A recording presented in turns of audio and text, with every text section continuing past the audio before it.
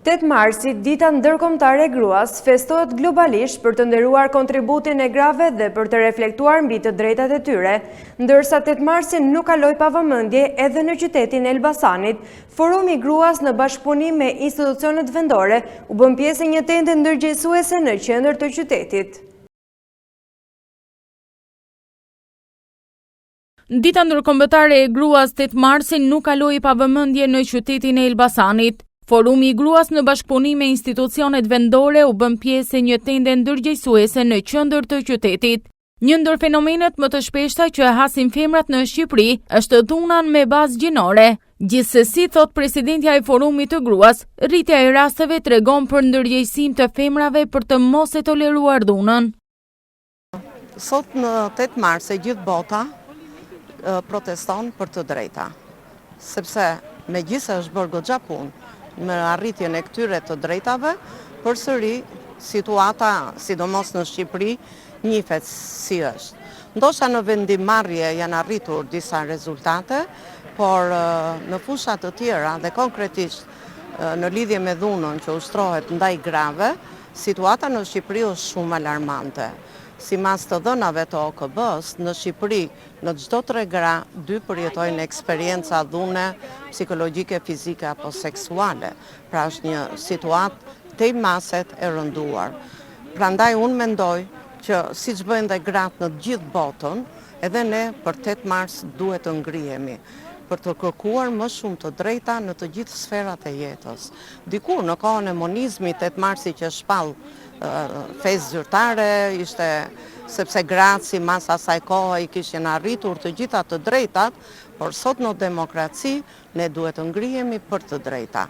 Mua më vjen mirë që një pjesë e grave sot dalin dhe me kolektivat e tyre të punës, festojnë, le ta quajmë në një farë mënyre.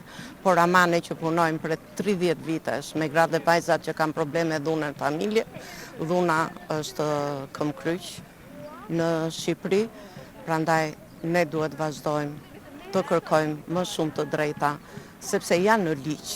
Dhuna nga dita në ditë rritet. Dhe unë them që një tregues është dhe një tregues shumë pozitiv i rritjes së kësaj dhune, sepse gratë në qarkun e Elbasanit dhe kudo në Shqipëri nuk janë ato gratë më e vitit 1991 që nuk njihnin asnjë të drejtë. Tani me takimet pafund që ne bëjmë në komunitet, i ndërgjegjësojmë gratë për një legjislacion shumë të mirë që shteti shqiptar ka përgatitur, sepse siç mund ta dini, shteti shqiptar është shteti i parë në Europë që ka njohur dhe ka ratifikuar Konventën e Stambollit apo Konventa e Këshillit të Europës vetëm për dhunën. Dhe që nga momenti që ka ratifikuar këtë konvent, është detyruar që i gjithë legjislacioni të bëhet në përputhje me këtë konvent. Pra nga një anë kemi këtë legjislacion dhe ne këtë legjislacion në takimet që bëjmë, ja bëjmë prezent komunitetit, grave po dhe burrave. Burrat nuk e dinë që të ushtrosh dhunë është vepër penale. Dhe në momentin që gruaja denoncon dhunën në polici, policia automatikisht arreston bashkëshortin.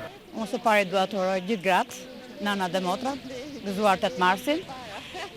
Përveç 8 marsit që festohet tashmë në Shqipëri nga gjithë gratë, nëna dhe motrat, një pjesë e mirë e tyre e kanë një betejë të përditshme. Dhe jo vetëm që nuk e mendojnë 8 marsin si festë, pa e mendojnë se 8 marsin si një protestë apo si një luftë të përhershme të gruas ndaj gjithë fenomeneve negative të cilat cënojnë të drejtat dhe liritë e grave. Unë këtu kam 2 fletë palose dhe thuhet asnjë justifikim për dhunën ndaj grave, ndërsa tjetra i bëhet ftesë, fletë palose tjetër i bëhet ftesë gjithë burrave dhe djemve që të bashkohen në luftën kundër dhunës ndaj grave. Gruaja është menaxheri kryesor i familjes.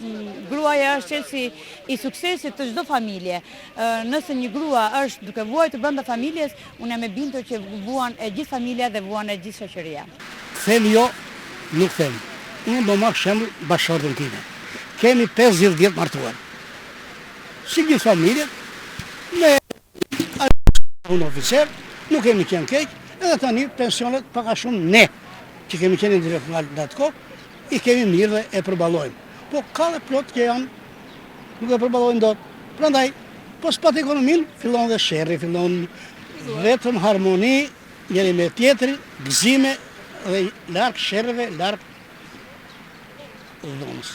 Vetë gratë dhe vajzat e vënë theksin tek arsimi dhe fuqizimi i femrave në shoqëri. Një mesazh e kanë edhe për bërtamën e familjes.